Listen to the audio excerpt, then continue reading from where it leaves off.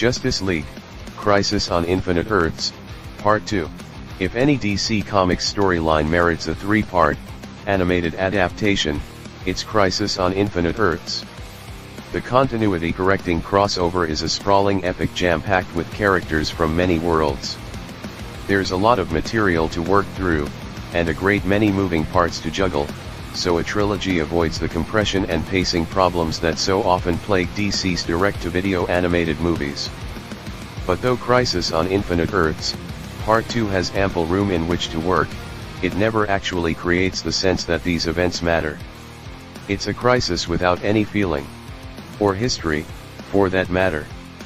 This Crisis adaptation caps off the most recent offshoot of the DC Universe animated original movies brand, the so-called Tomorrowverse, whose previous entries had taken a slow burn approach, focusing on younger, inexperienced versions of its well-known heroes.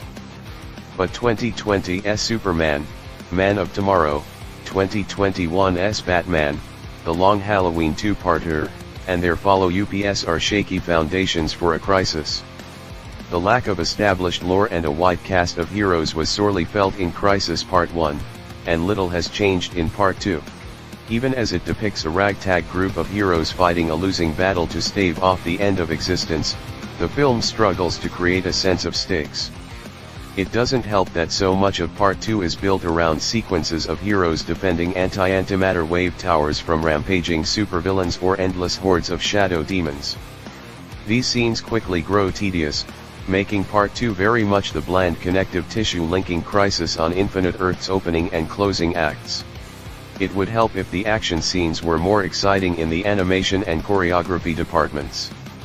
Instead, these battles are stiff and lifeless. I actually like the overall look and style of the Tomorrowverse, with its thick black lines and vivid, comic book-like colors, and the way all of these films share a unified aesthetic.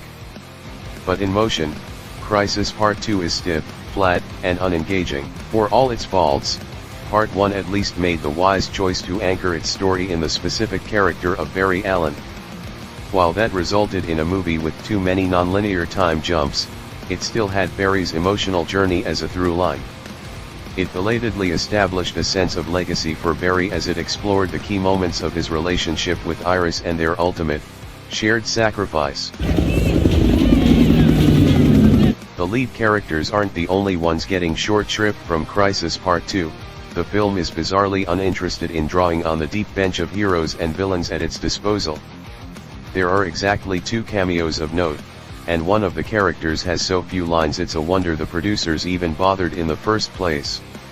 Connecting the disparate corners of the DC multiverse is part of the joy in past tellings of Crisis on Infinite Earths, be it Marv Wolfman and George Perez's original comic, or the 5-episode crossover event on the CW's live-action Arrowverse shows. But that joy seems to have completely escaped director Jeff Wamister and writer Jim Krieg.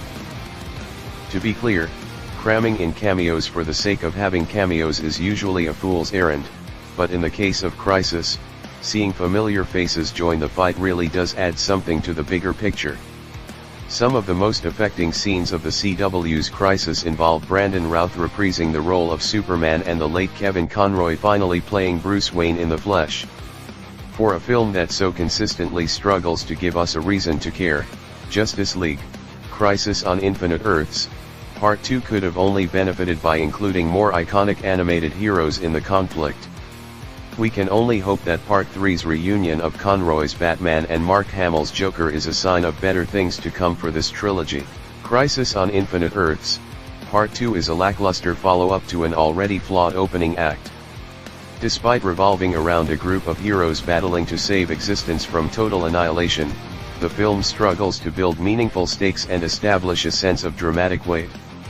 The lack of narrative focus around a single, main protagonist also severely hinders the film.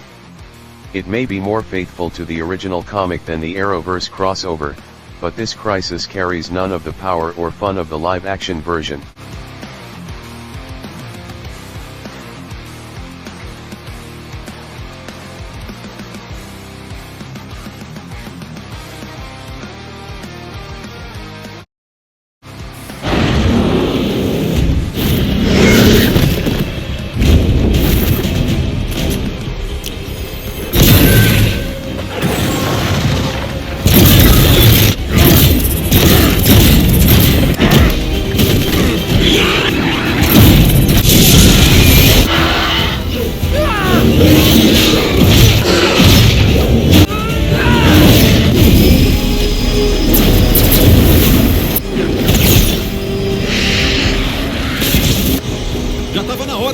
pegar?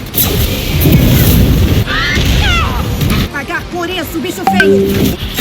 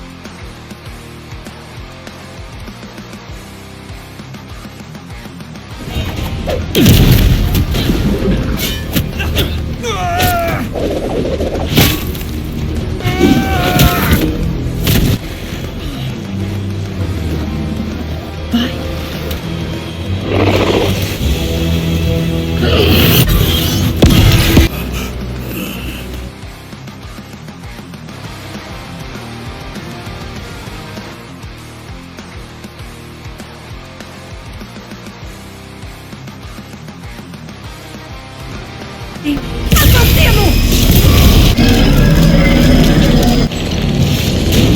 Uma armadura.